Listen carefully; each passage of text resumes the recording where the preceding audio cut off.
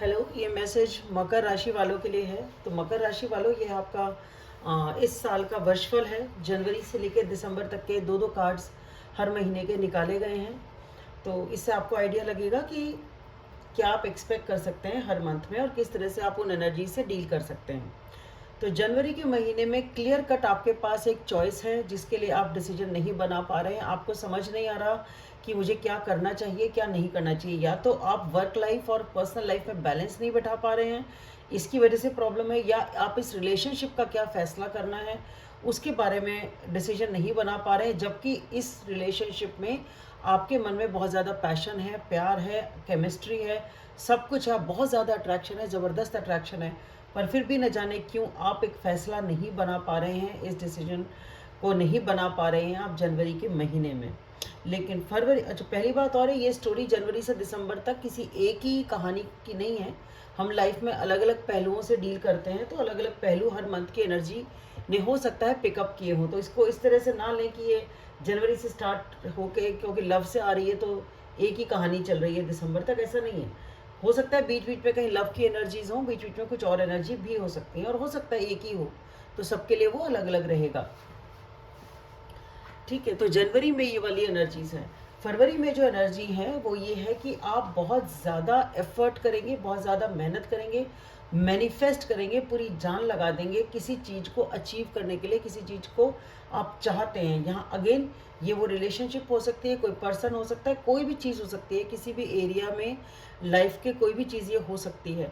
ठीक है, और आप इसको पाने के लिए पूरी जान लगा देंगे, इसको कि मुझे ये करना है, ये चाहिए ही चाहिए, बहुत एफर्ट लगाएंगे आप। हो सकता है फिर से ये कोई रिलेशनशिप हो ना, तो ये कोई ऐसी चीज़ है जो आपके लिए इम्पोर्टेंट है इमोशनली, पर यहाँ पे आप इमोशनली ओपन अप होंगे, अपनी फीलिंग्स दिखाएंगे, फीलिंग्स शो करने के लिए एटलीस्ट आप रेडी होंगे। ठीक है, हो सकता है आप किसी से अपने मन की बात कहें, वो भी हो सकता है। मार्च के महीने में यहाँ पे आप कुछ प्लान बना रहे हैं, कुछ सोच रहे हैं कि किस तरह से लेके चलूँ, क्या लेके चलूँ, आगे की प्लानिंग क्या हो। बहुत ज़्यादा लॉजिकली और स्ट्रेटेजिकली आप सोच विचार यहाँ पे कर रहे हैं, पर ये शायद किसी को पता नहीं है। ये जो कुछ सोच विचार है आपके अंदर चल रहा है, और अगर आप बता भी रहे हैं किसी को, तो ये जो भी कुछ थिंकिंग है, ये यहाँ पे इमोशंस नहीं है, यहाँ पे पैशन है, एक्शन लेना है। एक्शन किस तरह से लेना है वो आप सोच रहे हैं, स्ट्रेटेजी क्या होनी चाहिए, तरीका क्या होना चाहिए। तो बेसिकली यहाँ पे लॉजिक और दिमाग का इस्तेमाल से डिसीजन हो रहा है, ना कि फीलिंग्स की बेसिस पे। अप्रैल के महीने में एक नई शुरुआत के लिए आप तैयार हैं, तो वो हो सकता है ये प्लानिंग का ही असर हो। यहाँ पे आप नई शुरुआत के लिए तैयार हैं, इसमें आप 100% अपना देना चाहते हैं। 100% आपके लिए कॉन्फिडेंस है आपके मन में इस चीज़ को अचीव करने का। ये जो भी एनर्जी है, यहाँ पे आप थोड़ा बहुत रिस्क भी अगर लेना पड़े तो आप वो रिस्क लेने के लिए तैयार हैं। तो ये वो एनर्जी है जहाँ पे ठीक है, कर देखते हैं क्या होता है, एक चांस और देके देखते हैं, एक बार इस चीज़ को ट्राई करके देख लेते हैं। बहुत टाइम से मन में था तो चलो एक बार कर लेते हैं, वो वाली एनर्जी है ये। ठीक है, तो यहाँ पे उस चीज़ को आप उसे एक चांस और देंगे, और बहुत कॉन्फिडेंस के साथ आपके मन में ये चीज़ समझ में भी आपको आ जाएगी कि ये जो आपने चांस लिया ये ठीक ही लिया। आप उसके अंदर और एफर्ट करना चाहेंगे, उसके मन में और, आपके मन में और एग्रेशन होगा, पैशन होगा, डिज़ायर होगी, कॉन्फिडेंस होगा। तो आपको ये लगेगा कि मैंने जो भी किया है ठीक ही किया है। मई के महीने में यहाँ पे आप कुछ कहना चाहते हैं स्पीड के साथ, कुछ अर्जेंट है, कुछ इमरजेंसी है, कोई बात है जो आप कहना चाहते हैं, या तो आप किसी पर्सन से कहना चाहते हैं जिससे आप बात नहीं कर पा रहे हैं, तो आपको कोई सूचना पहुंचानी है, अपनी कोई बात कम्युनिकेट करनी है, या ये कोई ऐसी चीज़ है कि एक बार आप इसको एक्शन को ले लेंगे तो उसके बाद आपकी पोजीशन स्ट्रांग होती है। ठीक है, ये कुछ भी हो सकता है, ये अगेन यहाँ पे सिर्फ दिमाग का है, ये सब कुछ जो भी कुछ है लॉजिकल माइंड है। तो ये जो भी कुछ आप कम्युनिकेट करेंगे या जाएंगे, हो सकता है आपको चेंज ऑफ प्लेस भी करनी पड़े। तो ये जो भी चीज़ है, या तो आप दूसरी एनर्जी उस पर्सन की है जिससे आप ये बात कहना चाहते हैं, जाना चाहते हैं, जिससे आप रश इन कर रहे हैं ऐसे पर्सन की तरफ जिससे आपकी बातचीत या तो नहीं हो रही है, और एक बहुत ही कोल्ड सा और साइलेंट सा माहौल है। ठीक है, वहाँ पे पावर है, वो पर्सन ज़्यादा कॉन्फिडेंट है और शांत बैठे हैं, ज़्यादा कुछ बोल नहीं रहे। ठीक है, या फिर ये आप ही की एनर्जी है कि आपको ये लगता है कि ये सब मैं कह दूं, अपने मन की बात मैं कह दूं, उसके बाद मुझे शांति मिल जाएगी, उसके बाद मैं शांत बैठ सकता हूँ या बैठ सकती हूँ। या आपको लगता है कि उसके बाद आप बेटर फील करेंगे, तो वहाँ पे एक डोमिनेशन की एक बेटर एनर्जी है, यानी कि वो वाली चीज़ है।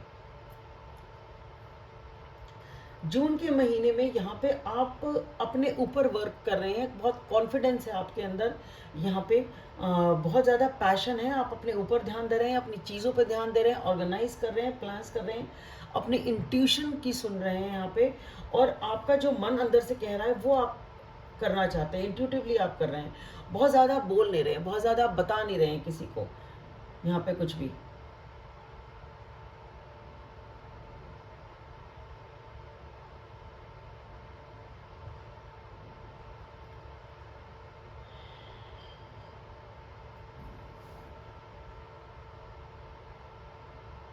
जुलाई के महीने में फिर से थोड़ी बहुत यहाँ पे मतभेद हैं, डिसएग्रीमेंट हैं, जिसकी वजह से फिर से आप एक ऐसी स्थिति में आ रहे हैं कि आपको अब लड़ाई झगड़ा हो सकता है, छोटी मोटी मतभेद हैं, जिसकी वजह से आपको फिर से लग रहा है कि अब क्या करूँ, फिर से वही डिसीजन, क्या लूँ क्या नहीं लूँ। डिसीजन लेना आप चाहते नहीं, डिसीजन को आप अवॉइड करना चाहते हैं, पर फिर से वही एनर्जी है। मुझे लग रहा है आप ज़रूरत से ज़्यादा एनालाइज करते हैं चीज़ों को, ज़रूरत से ज़्यादा दिमाग लगा के सोचते हैं, इमोशनल लेवल थोड़ा सा कम है, जो भी कुछ है वो बहुत ज़्यादा प्रैक्टिकल है, या तो पैशन है, या फिर लॉजिक है। मुझे लग रहा है इमोशनल एस्पेक्ट से भी अगर आप सोचें तो शायद चीज़ें थोड़ी बेहतर हो, क्योंकि बार बार मैं यही देख रही हूँ कि आप लॉजिकली करे जा रहे हैं चीज़ें, और हर बार कहीं ना कहीं आप इनडिसीजन में आ जाते हैं, लड़ाई हो जाती है। आपको बार बार इतना लॉजिकली सोचने की क्यों ज़रूरत महसूस होती है? ठीक है कि आपको क्या इतना है, आप सिंपल तरीके से भावनात्मक रूप से चले तो शायद चीज़ें बेटर हों। क्योंकि यहाँ पे फिर से मैं देख रही हूँ कि आप फिर से वही सोच के उधेड़ बुन में लगे हुए हैं, क्या फैसला लूँ क्या नहीं लूँ, और वो आपको खुद को तनाव देता है। और अगले महीने में वही एनर्जी है कि अब आपको लग रहा है बहुत ज़्यादा हो गया, अब मैं कैसे डील करूँ, टेंशन ही टेंशन है, टेंशन ही टेंशन है। अब आप अपने आप को टाइम दे रहे हैं, अपने आप को हील करना चाहते हैं, आपने सरेंडर कर दिया, सिचुएशन को छोड़ ही दिया कि ठीक है यार, नहीं होता, जो होगा देखा जाएगा, और अब मैं अपने आप को तो संभालूं, पहले मेरी खुद की हालत ख़राब है। वो वाली एनर्जी यहाँ पे आ रही है। ठीक है, और लेकिन ये है कि आप इस दौरान जब हील करेंगे तो आप यहाँ पे चीज़ों को ठीक कर लेंगे, और अगर कुछ बात कहना भी चाहेंगे तो ठीक तरीके से कम्युनिकेट करेंगे। तो या तो आप कम्युनिकेट करेंगे, या कोई कम्युनिकेशन जो होगा वो ठीक तरीके से होगा, प्रॉपर आदान प्रदान होगा डिसीजन का, और प्रॉपर आदान प्रदान होगा कम्युनिकेशन का, सही तरह से बात हो पाएगी, सही तरह से आप अपनी बात को रख पाएंगे। सितंबर के महीने में यहाँ पे आप जो हैं या तो कुछ सीख रहे हैं, पर आप कोई सीखने के लिए काफ़ी कष्ट होगा। ठीक है, ये आसान नहीं होगी ये जर्नी, जिसमें आप एक स्टूडेंट की तरह धीरे धीरे लर्न कर रहे हैं। या तो आप ये लर्न कर रहे हैं अपने एक्सपीरियंस से कि ये जो सिचुएशन हो रही है इसने आपको क्या सिखाया।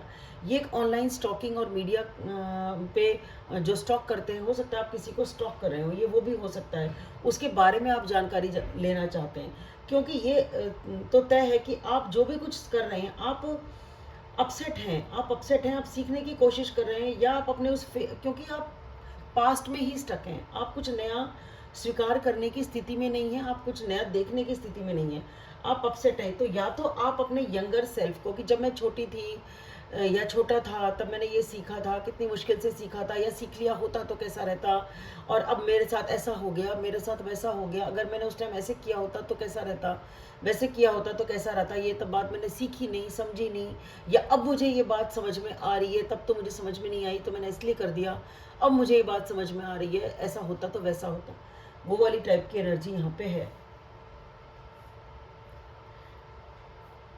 अक्टूबर के महीने में यहाँ पे आप इंतज़ार कर रहे हैं किसी का, आपको ऐसा लगता है कि आपको इंतज़ार है, आपको फल नहीं मिल रहा, आपको रिवॉर्ड नहीं मिल रहा, आपने मेहनत तो करी पर आप छोड़ेंगे नहीं, आप पूरी मेहनत और एफर्ट के साथ वहाँ पे लगे हुए हैं उस सिचुएशन में।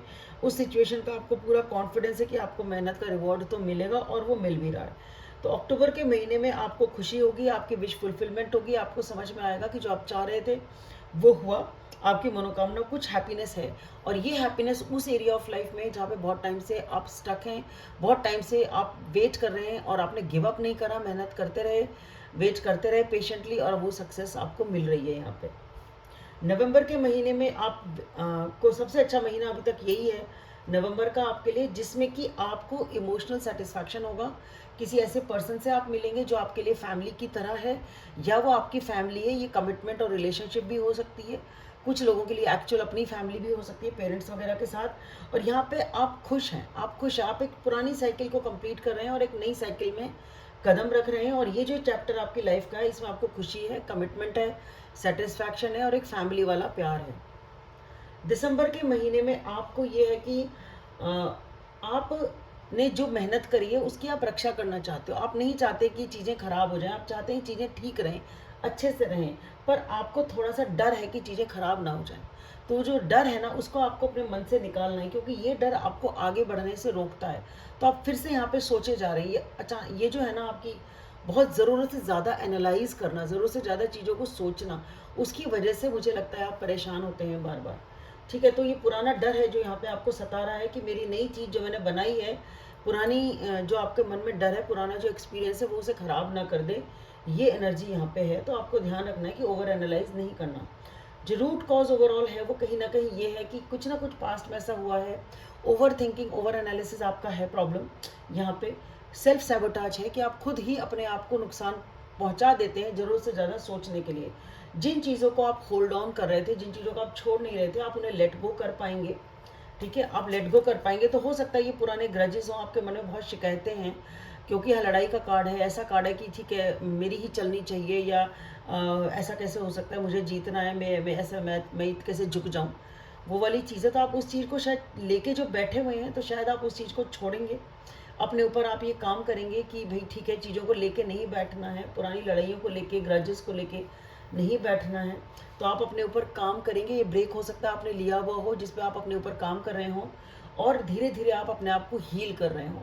तो जो रूट कॉज है वो यही है कि ज़रूरत से ज़्यादा आप सोच रहे हैं, या तो आप अपना अपर हैंड रखना चाहते हैं हर टाइम पे, तो इसलिए आप दिमाग लड़ाते रहते हैं। कुछ तो है, स्ट्रैटेजी है यहाँ पे, स्ट्रैटेजी है, पर उससे आपको खुद को नुकसान होता है। आप हो सकता है टेम्पररी जीत तो जाते हो, पर लॉन्ग टर्म में आपको उसमें नुकसान होता है कि आपके सामने वाले से आपके रिलेशन ख़राब होते हैं और आप खुद भी खुश नहीं रह पाते हैं। तो इस बात का आप ध्यान दें। तो आपके लिए इतना ही। आशा करती हूँ आपको वीडियो पसंद आएगा, और लाइक करें, सब्सक्राइब करें, शेयर करें और कमेंट करें। Thank you.